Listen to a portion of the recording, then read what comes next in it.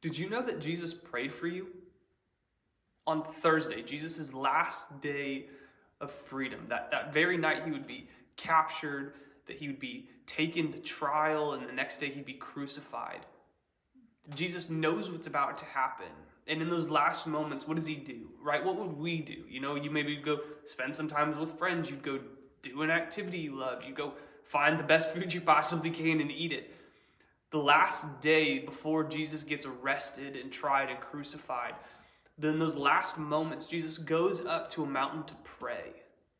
And within that prayer, he's thinking of you. He's specifically praying for you. It comes to us in John chapter 17. It starts in verse 20. He says, "I do not ask for these only, but also for those who will believe in me through their word." That's you. "That they may all be one, just as you, Father, are in me and I in you. That they may be in us, so that the world may believe that you have sent me. The glory that you have given me, I have given to them, that they may be one even as we are one. I in them and you in me, that they may become perfectly one, so that the world may know that you sent me and loved them even as you loved me. Father, I desire that they also, whom you have given me, may be with me where I am, to see my glory that you have given me because you loved me before the foundation of the world. O righteous Father, even though the world does not know you, I know you. And these know that you have sent me. I made known to them your name, and I will continue to make it known, that the love with which you have loved me may be in them, and I in them." In Jesus' last moments, he prays for you. And think about the things that we so often pray for, right? I think they kind of mirror what Jesus prays for here. So often, we live in a divided time, in a divided world, and Jesus prays for unity, specifically unity within his believers, of his church, of the people who claim his name to follow him. He says, I pray that they would be united. He prays that we would remain firm and steadfast in him, that we would follow him the way that we're called to. I think so many times that's one of the things that we're praying for. God, would you help me follow you better? Would you help me maybe get rid of this bad habit or this sin in my life? Would you help me do the things you've called me to do? And finally, he says, God, will you let them feel your love? Know how much you love them. Know how much you value them. Know that they're beloved and chosen, and all of these things that God says are true about us. And I think so often in our prayer lives, we're going, God, I know that you say all these things in the Bible, but I don't necessarily believe them. Like, I know them in my head, but I don't always feel them in my heart. And Jesus prays for you that you would know the love that God has for you.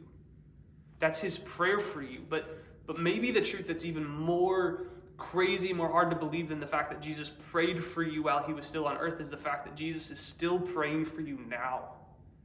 It's Romans chapter 8, the book of Hebrews teaches us that Jesus is still interceding for us, that he's going to bat for us, that he's actually talking to the Father. He's standing at the right hand of the Father, pleading to him for your sake, that he's actually talking to God about you right now. And I think that there's a level of confidence that we should have, that we should be able to walk in because of that, when we know that whatever it is you're going through, whatever it is you're wrestling with, whatever questions you have or things that you're trying to figure out in this life, you're not going at it alone.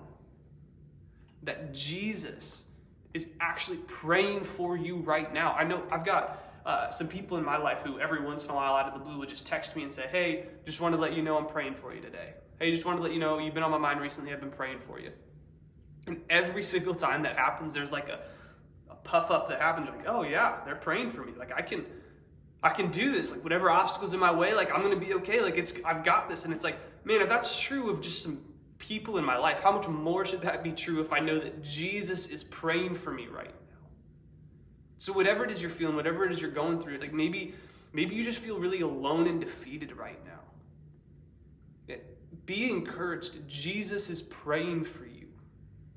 Maybe you're feeling really angry and embittered at some things that have happened to you in a position that you're in, and there's some people that you're just mad at and frustrated with right now, and you're not sure why things are turning out the way that they are.